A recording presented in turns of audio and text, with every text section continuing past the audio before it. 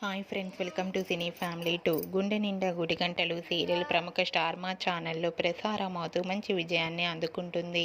ఈ సీరియల్ కోసం ప్రేక్షకులు రోజు ఎంతగానో ఎదురు చూస్తూ ఉంటారు. గుండె నిండా గుడిగంటలు సీరియల్ అతి తక్కువ సమయంలోనే మంచి పాపులారిటీని, క్రేజ్ను తెచ్చుకుంది. ఈ సీరియల్ హీరో, హీరోయిన్, బాలు, మీనాడి టీం అందరూ కూడా వాళ్ళ క్యారెక్టర్లు చాలా అద్భుతంగా నటిస్తూ మంచి విజయాన్ని అందుకుంటున్నారు.